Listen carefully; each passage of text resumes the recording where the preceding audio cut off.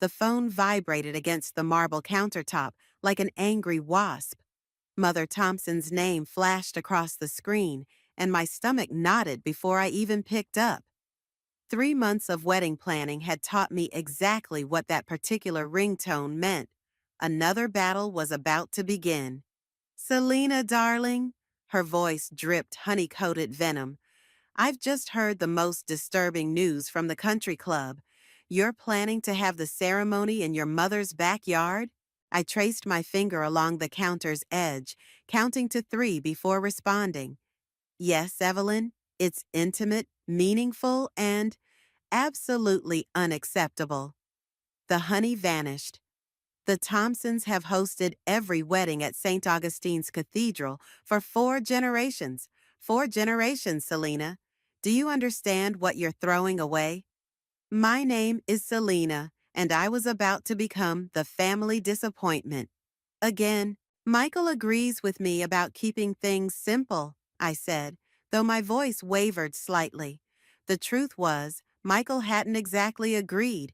He'd just stopped arguing about it. "Simple?" She spat the word like spoiled milk. "Is that what you call embarrassing our entire social circle? Richard is on the hospital board. I chair 3 charity committees. What will people think?" The familiar heat crept up my neck.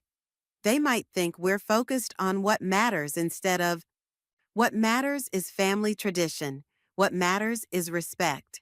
Her voice rose sharply. "But I suppose you wouldn't understand that, coming from, well." The unfinished sentence hung between us like a poisoned arrow.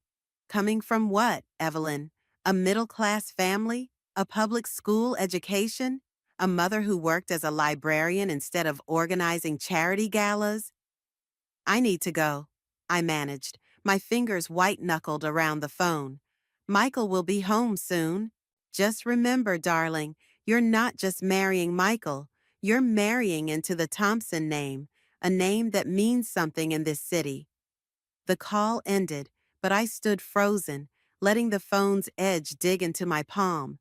Through the kitchen window, I could see Mom's backyard, the massive oak tree where Michael had proposed, the garden beds we'd spent weekends perfecting. It was beautiful, meaningful, and according to my future mother-in-law, completely worthless. I heard the front door open, followed by Michael's familiar footsteps. "Hey, babe, you okay? You look—" "Your mother called." The words came out sharper than intended. His shoulders tensed. "About the wedding? About how I'm destroying 4 generations of Thompson tradition." I turned to face him. "About how my background isn't good enough for your family name." She didn't mean, "Don't." I held up my hand. "Don't defend her. Not this time." Michael ran his fingers through his hair, his tell when he's stressed. "What do you want me to do? They're my parents. I want you to stand up to them, to tell them that our wedding is about us, not about their social status or their country club friends or their precious family name." He stayed silent, and in that silence, something shifted, something final. I walked to the window, pressing my forehead against the cool glass. Behind me, Michael shuffled uncomfortably, caught between loyalty to his parents and love for me. But I wasn't watching him. I was watching the oak tree, remembering his proposal, remembering how simple everything had seemed then. "I need some air," I said finally, grabbing my keys. "Don't wait up." As I drove away, my phone buzzed again. Evelyn. I ignored it, but her words echoed in my head. The Thompson name means something in this city.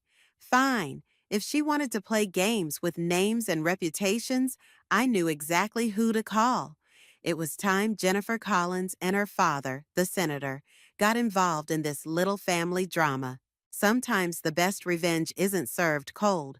It's served with a perfectly polite smile and a guest list that would make Evelyn Thompson choke on her morning mimosa.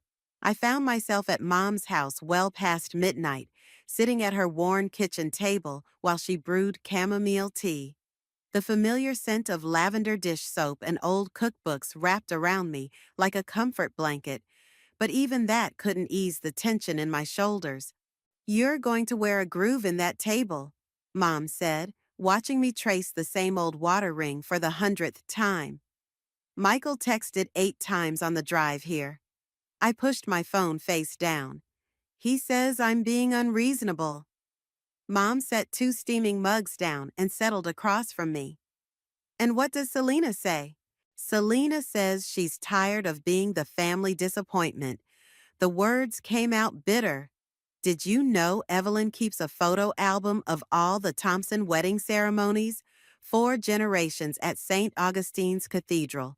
4 perfect society page weddings. And now her son wants to get married in my backyard." Mom's eyes crinkled. How terribly déclassé. "It's not funny, Mom." "No, it's not. But neither is letting that woman make you doubt yourself." She reached across the table, her hand covering mine. "You remember Jennifer's wedding? The 3-ring circus at the plaza?" I snorted. How could I forget? "And where is Jennifer now?" "Divorced, living in Los Angeles." I paused, seeing where she was going with this. "But that's different. This isn't about the wedding, not really. It's about respect, about being good enough." The back door creaked, making us both jump. Michael stood there, looking rumpled and exhausted. "I knocked," he said quietly. "But I heard voices." Mom stood, gathering her tea. "I'll leave you two to talk." "Linda, please stay," Michael said quickly. "I actually need both of you to hear this." Something in his tone made my stomach clench. "My parents want to host an engagement dinner next weekend," he continued. "At the country club. They've already invited everyone." "Everyone?" The word felt like glass in my mouth. "The hospital board, their charity committee friends, the mayor's wife." He wouldn't meet my eyes. "They say it's tradition." "Of course they do." I pushed back from the table, the chair legs scraping against linoleum. "And let me guess, you told them yes without asking me first." "Selena?" "No, Michael. This is exactly what they always do. They bulldoze right over what we want, what we planned, and you just let them. They're trying to welcome you into the family." "By what? Parading me around like some circus act? Come see the middle-class girl who dared to marry a Thompson?" Mom cleared her throat. "Michael, would you like some tea?" We both turned to stare at her. She met our looks calmly, already pulling down another mug. "Chamomile," she continued. "Good for frayed nerves. And while you drink it, maybe you can both remember that marriage isn't about winning battles. It's about choosing which hills to die on." Michael sank into a chair, accepting the mug. "I love you, Selena. You know that. But they're my parents. And sometimes keeping the peace is worth what?" I cut in. "Worth watching your wife be humiliated? Worth letting your mother treat my family like we're beneath her? That's not fair. Neither is making me choose between my self-respect and your family's traditions." The silence stretched between us, broken only by the quiet tick of Mom's ancient wall clock. Finally, Michael set down his untouched tea. "The dinner's next Saturday at 7, he said softly. "Wear something appropriate." He left the same way he came, through the back door, leaving behind the scent of his cologne and the weight of his capitulation. Mom watched me carefully. "What are you thinking?"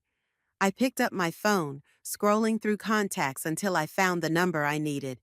"I'm thinking it's time to call Jennifer, see if she and her father want to attend a little engagement dinner."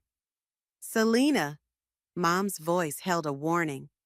"Revenge might feel good in the moment, but this isn't about revenge anymore, Mom." I met her gaze steadily. "This is about showing Evelyn Thompson that her social circle isn't the only one that matters in this city." The phone rang once, twice, then Jennifer's familiar voice filled the line. "Selena, do you know what time it is?" "Hey, Jen, Remember how you always said you owed me one? Time to collect. The email from St. Augustine's Cathedral arrived 3 days before the engagement dinner. I almost deleted it, assuming it was a generic newsletter, until I saw the subject line: Thompson Carter Wedding Confirmation. My coffee mug slipped from my fingers, shattering against the kitchen floor. "Honey?" Michael called from upstairs. "Everything okay?" I stared at my screen, reading and rereading the confirmation details. Deposit paid, date secured, all arranged under the names Evelyn and Richard Thompson. "Selena, did you know?" My voice came out eerily calm as Michael appeared in the doorway. "About the cathedral?" He froze, color draining from his face. "I can explain. They booked it behind our backs." I turned the laptop toward him. "And you knew." "Mom called yesterday. She said they were just holding the date in case." "In case what?" The calm shattered. "In case I came to my senses, in case you finally convinced me to be the proper Thompson bride they want. They put down a non-refundable deposit." "Of course they did." I laughed, a sharp, ugly sound. "Because money is how they control everything. Everyone." Michael stepped carefully around the broken mug, reaching for me. "Baby, please, they're trying to help." "Stop." I backed away. "Just stop defending them. For once in your life, Michael, see what they're really doing. What they're doing is giving us a beautiful wedding." "No. What they're doing is making sure everyone knows that the Thompsons still control everything. That they can buy whatever they want, including their son's spine." The words hung between us like shrapnel. Michael's face hardened. "That's not fair. Neither is this." I grabbed my phone, dialing Jennifer's number. "But I'm done playing fair." "Don't." Michael reached for the phone. "Whatever you're planning," Jennifer answered on the second ring. "Perfect timing. Dad just confirmed he can make Saturday's dinner. He's bringing the governor, too. They're both in town for that education bill vote." Michael's eyes widened. "Wonderful," I said, holding his gaze. "Evelyn will be thrilled. She loves a full guest list." After hanging up, I turned back to my laptop, forwarding the cathedral email to my mother-in-law with 2 words. "Explain this." "The governor?" Michael's voice cracked. "Selena, what are you doing?" "Giving your mother exactly what she wants. A society event worth talking about." I started gathering my purse and keys, though probably not the way she imagined. "Where are you going?" "To buy a new dress for Saturday. Something appropriate." The word tasted like acid. "Your mother's always saying I need to dress more like a Thompson." "Don't do this." He caught my arm. "Please, we can talk to them together. Explain." "Explain what? That I'm not good enough for their precious cathedral? That your mother needs to control every aspect of our lives?" I pulled away. I tried talking. I tried compromising. Now I'm trying something else. "Revenge won't fix this." "No," I agreed, "but it might teach them something about respect." My phone buzzed. Evelyn calling, right on cue. I let it ring. "You know what the worst part is?" I turned at the door. "I actually believed you when you said you loved me more than your family's expectations. Guess we were both wrong about something." I left him standing there, surrounded by broken ceramic and broken promises. In my car, I finally checked Evelyn's voicemail. "Selena, darling." Her voice trembled with barely controlled rage. "We simply must discuss this misunderstanding about the cathedral and this guest list I'm hearing about. Call me immediately." I deleted the message and dialed Jennifer instead. "Hey," I said when she answered. "Remember that red Valentino dress you wore to the Emmys last year? Any chance I could borrow it for Saturday?" "The one that made page 6? It's yours." She paused. "Are you sure about this? Mixing your in-laws with my father's political circle?" "Oh, I'm sure. I pulled into the parking lot of the same country club where the engagement dinner would be held. It's time the Thompsons learned they're not the only ones who know how to play social games. Through the windshield, I could see Evelyn's Mercedes already parked out front. Perfect. Time for a little preview of Saturday's entertainment. The country club's marble floors echoed with each step as I followed the maitre d' toward the private dining room. Through the doorway, I caught a glimpse of Evelyn's perfectly coiffed hair, her back straight as a ruler as she arranged place cards with military precision. I cleared my throat. Planning my engagement dinner without me? She startled, nearly dropping the card in her hand. Selena, I didn't expect. Clearly. I picked up one of the cards. Dr. and Mrs. Harrison Whitmore. Funny, I don't remember adding them to our guest list. Darling, please. Evelyn's smile stretched tight. Harrison is the chief of surgery. He's practically family. Like the governor? The color drained from her face. What? Oh, didn't Michael tell you? Jennifer Collins and her father are coming. The governor, too. I traced the gold lettering on the place card. I should probably help you rearrange these. Protocol can be so tricky with elected officials. You had no right. Like you had no right to book St. Augustine's? The door opened behind us, and Richard Thompson strode in, followed by Michael. They both froze, reading the tension in the room. What's going on? Richard demanded. Ask your wife about the cathedral. I turned to Michael. Or your son. Richard's expression darkened. Evelyn? It's tradition, she snapped, and I won't let some public school librarian's daughter turn our family's legacy into a backyard barbecue. The words hung in the air like smoke. Michael stepped forward, but I held up my hand. You know what's interesting about librarians? My voice remained steady. They teach you how to research, how to find information. I pulled out my phone, scrolling through emails. Like the fact that St. Augustine's Cathedral was built with Collins family money. Senator Collins's great-grandfather donated the land. Evelyn's perfectly manicured nails dug into the tablecloth. Selena? Michael's voice cracked. Please don't do this. Do what? Play by Thompson rules? I met his gaze. Because that's what this is, isn't it? A game of influence and control. This isn't a game, Richard growled. This is about respect. Exactly. I placed Jennifer's place card at the head of the table. So let's talk about respect. My phone buzzed. A text from Mom. Need to see you. Important. Excuse me, I said, gathering my purse. I have another appointment, but don't worry about the seating arrangement, Evelyn. Jennifer's people will handle it. They're used to managing high-profile events. I made it halfway to Mom's house before the shaking started. Pull yourself together, I thought, gripping the steering wheel tighter. You wanted this. Mom was waiting on the porch, holding a worn leather photo album I'd never seen before. Sit, she said when I approached. There's something you need to know about the Thompsons. She opened the album to reveal a yellowed newspaper clipping. The headline read, Local Scandal, Thompson-Carter Wedding Called Off. Mom? Before I married your father, she said quietly, I was engaged to Richard Thompson. The world tilted sideways. What? Evelyn was the daughter of Richard's father's business partner. When she showed interest, Mom's fingers traced the headline. Well, some traditions are harder to break than others.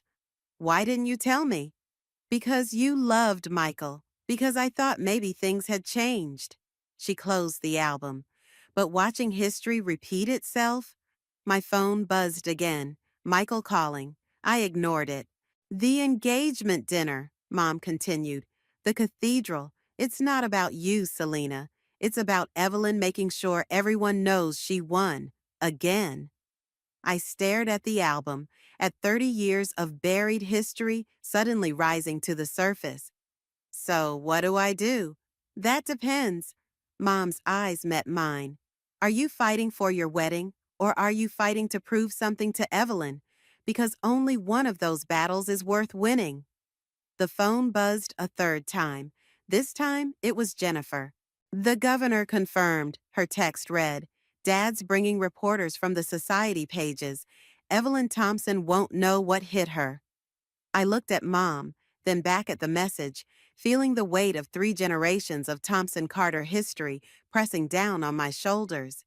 I need to make a call, I said finally, reaching for my phone. But for the first time since this all began, I wasn't sure who I was really fighting anymore. Jennifer's Valentino dress hung in my closet like a red flag, taunting me. 2 hours until the engagement dinner, and my phone wouldn't stop buzzing with updates. The governor's security detail needed parking arrangements. Senator Collins's office wanted to confirm menu restrictions. Michael had left 8 voicemails I couldn't bring myself to hear. The doorbell rang. I opened it to find Richard Thompson standing there, looking older than I'd ever seen him. May I come in? I stepped aside, watching him survey my modest living room with new eyes. Now I understood his careful distance all these years, the way he'd never quite looked at me directly. Linda told you? It wasn't a question. About you and her? Yes. I crossed my arms. 30 years of Thompson traditions suddenly make a lot more sense. It wasn't like that. He ran a hand through his silver hair. Your mother wasn't good enough? Like mother, like daughter, right? You're nothing like Linda. His voice cracked. She walked away.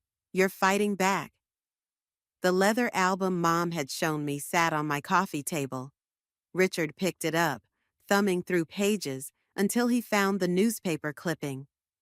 Evelyn was pregnant, he said quietly. That's why, well, some choices aren't really choices at all. My carefully constructed anger wavered. Why are you telling me this? Because you need to understand what you're really fighting against. He set down the album. It's not about the cathedral or the country club. It's about fear. Fear of losing control, of change. He met my eyes. Evelyn's terrified of ending up like her mother, abandoned for someone younger, someone more genuine. The irony wasn't lost on me. So she made sure to strike first with Linda, and now she's doing it again with you. He pulled an envelope from his jacket. These are the cathedral receipts, the deposit, everything. I stared at the envelope. Why? Because I made the wrong choice 30 years ago. Because my son loves you the way I loved Linda. He placed the envelope on the table. And because sometimes tradition needs to break before it can change. My phone buzzed again. Jennifer, confirming the society photographers were in position. The dinner starts in 2 hours, I said. I know. Richard headed for the door, then paused. Whatever you decide, Selena, make sure you're fighting for the right reasons. Revenge might feel good tonight, but you'll have to live with the consequences tomorrow. After he left, I sat staring at the red dress, the envelope, my buzzing phone. Mom's words echoed. Are you fighting for your wedding, or are you fighting to prove something? I picked up my phone, dialing Michael's number. Selena? He answered on the first ring. Thank God, I've been trying to. Meet me at the oak tree. My voice shook. Where you proposed, now. The dinner's in 2 hours. Mom's already. Please, Michael, just meet me there. I grabbed my keys, leaving the Valentino dress hanging in the closet. As I drove to Mom's house, to our oak tree, my phone exploded with messages. Jennifer asking about the photographers. Evelyn demanding confirmation about place settings. The governor's office requesting arrival protocols. I turned off my phone. The sun was setting when I pulled up, casting long shadows across Mom's backyard. Michael stood under the oak tree, still in his work clothes, looking lost. I found out why your father hates my mother, I said, walking toward him, and why your mother hates me. Selena? But that's not why I asked you here. I took his hands. I need to know something, and I need the truth. Are you marrying me because you love me, or because I'm your rebellion against Thompson traditions? His fingers tightened around mine. What? Because in 2 hours, I can destroy your mother's social standing. I can make headlines that'll haunt your family for years. I felt tears building. Or we can get in your car right now, drive to the country club, and play our parts in another perfect Thompson wedding. But I need to know what we're really fighting for. The oak tree creaked above us, branches swaying in the evening breeze. Everything hinged on his next words. My revenge, our future, 3 generations of Thompson Carter history. Michael opened his mouth to answer, and I held my breath. Michael's silence stretched like a shadow across Mom's backyard. Finally, he pulled his hands from mine and walked to the oak tree, pressing his palm against its rough bark. I got my first job offer in Seattle, he said quietly. Right after college, 6 figures, corner office, everything I'd worked for. I stayed rooted in place, unsure where this was going. Mom said it would kill Dad if I left. The family business, the Thompson legacy. He turned back to me. So I stayed, like I always stay. Michael? But you? His laugh was hollow. You make me wish I'd gotten on that plane. My phone buzzed in my pocket, probably Jennifer, wondering where I was. The engagement dinner would start in less than an hour. That's not an answer, I said. Yes, it is. He stepped closer. I love you because you're everything they're afraid of, everything I wish I could be. The words hit like a slap. So I am your rebellion. No, you're my wake-up call. He pulled out his own phone, scrolling through messages. Look at this. Mom sent 14 texts about the governor's seating arrangement. Dad's called 3 times about the cathedral deposit. They're trying to control us. And you're trying to destroy them. His voice hardened. Tell me, what's the difference? Before I could answer, headlights swept across the yard. A sleek black car pulled up, and Jennifer stepped out, wearing a designer suit that probably cost more than my monthly salary. There you are. She strode toward us, phone in hand. The photographers are in position. The governor's 2 minutes out, and your mother-in-law is having a meltdown about the place cards. This is going to be epic. Michael stared at her, then at me. You planned all this? I had help? I gestured to Jennifer, who was still scrolling through messages. Oh, and Dad convinced the Times to send their society columnist. Jennifer added, tomorrow's headline, Thompson family scandal, history repeats, pure gold. History repeats? Michael's voice cracked. What does that mean? I opened my mouth, but no words came. How could I explain about his father and my mother? About 30 years of buried secrets and repeated patterns? Selena? Jennifer prompted. We need to go. Everyone's waiting. Michael pulled out his car keys. You know what? Let them wait. What are you doing? Making a choice. He started walking toward his car. I'm done being the dutiful Thompson son. Done watching everyone I love tear each other apart over some twisted idea of family honor. Michael, wait. You want revenge on my mother? Fine. Go to that dinner. Let Jennifer and her father and their reporters destroy 30 years of my family's reputation. He yanked open his car door. But don't expect me to stand there and watch. Jennifer touched my arm. The governor's already at the club. If we leave now... Stop. I shrugged her off. Just stop. The oak tree loomed above us, witness to another Thompson Carter crossroads. In my pocket, the cathedral receipts Richard had given me felt like they were burning a hole. What are you doing? Jennifer demanded as I pulled out my phone. Choosing my battle. I dialed Senator Collins' office, hands shaking. This is Selena Thompson. I need to cancel the governor's appearance tonight. Family emergency. Are you insane? Jennifer grabbed for my phone. Do you know how many strings Dad pulled? I know exactly what strings you pulled. I stepped back, and I'm done dancing on them. Michael stood by his car, watching, waiting. You're making a mistake, Jennifer said. They'll never respect you now. I looked at the oak tree, remembering Mom's words about battles worth winning, remembering Richard's warning about living with consequences. Maybe, I said, but at least I'll respect myself. I walked toward Michael's car, leaving Jennifer standing in my mother's backyard, surrounded by 30 years of Thompson Carter history and a revenge plot that suddenly felt as hollow as Evelyn's social pretenses. Where are we going? Michael asked as I slid into the passenger seat. I don't know. I pulled out my phone one last time, typing a message to Evelyn. The engagement dinner is canceled, but we need to talk about Linda, about Richard, about everything. But I know where we're not going, I added as Michael started the engine. And sometimes that's enough. Michael parked in front of the Thompson estate at midnight. The house loomed dark except for the study windows, where warm light spilled across manicured lawns.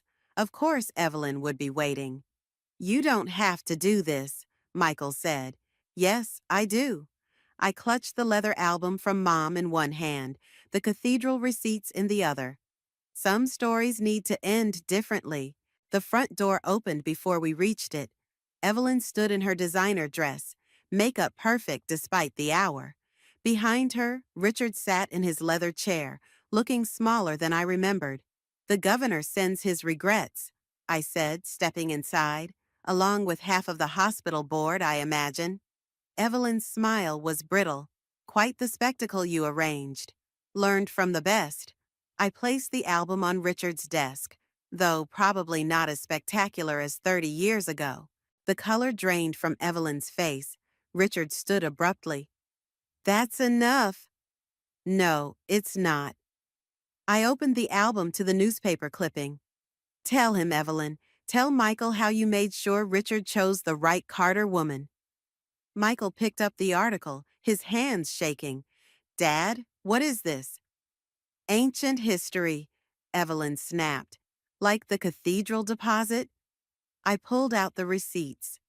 Or did you think forcing history to repeat itself would somehow make it right? You have no idea. I know exactly what I'm talking about. My voice stayed steady, the same way you knew exactly what you were doing when you got pregnant right after Richard proposed to my mother. The silence that followed was deafening. Michael stared at his father, who couldn't meet his eyes.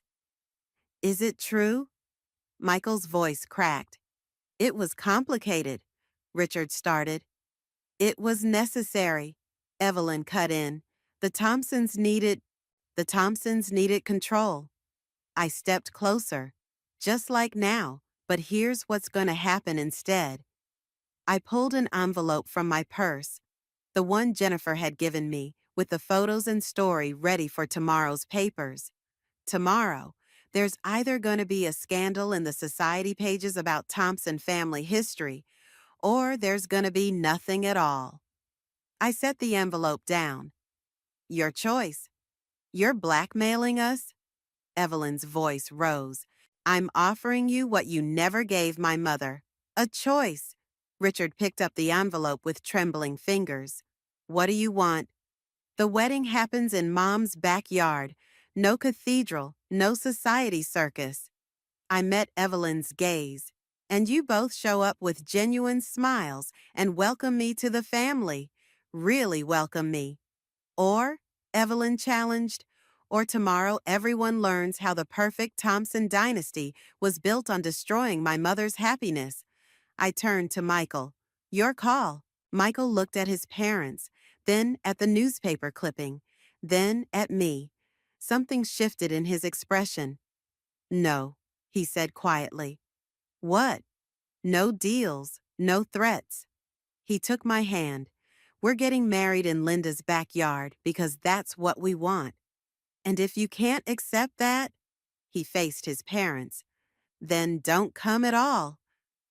Evelyn sank into a chair, her perfect posture crumbling.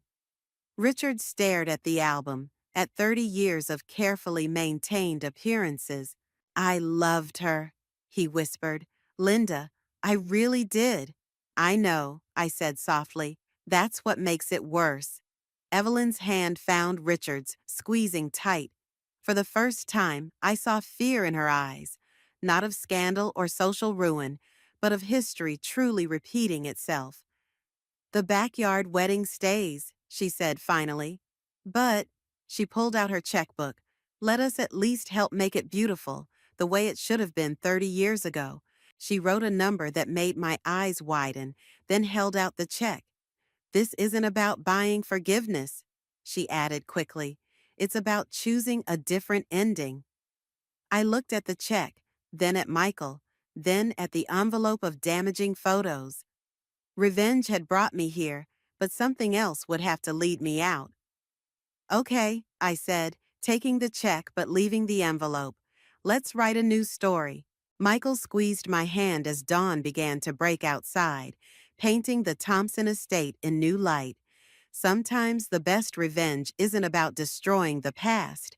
It's about building a different future. The oak tree in Mom's backyard wore strings of fairy lights, like stars caught in its branches. White chairs dotted the lawn, and mason jars filled with wildflowers lined the makeshift aisle. Simple, perfect, exactly what we'd wanted from the start. I watched from the kitchen window as Evelyn adjusted a flower arrangement, her designer dress collecting grass stains as she knelt in the dirt. Richard stood nearby, deep in conversation with Mom, their body language careful but no longer strained. Quite a transformation, Jennifer said behind me. She'd arrived early wearing a simple sundress instead of her usual red carpet attire. Though Dad's disappointed about missing his photo op, some stories are better left untold. I turned to face her. Thank you for understanding. She shrugged, but her eyes were kind. You know, I always envied how you stood your ground. Even back in school, you knew exactly who you were. Not exactly. I fingered the check in my pocket, Evelyn's peace offering, still uncashed. Sometimes you have to lose yourself to find out who you really are. Through the window, I watched Michael arrive, carrying boxes of champagne.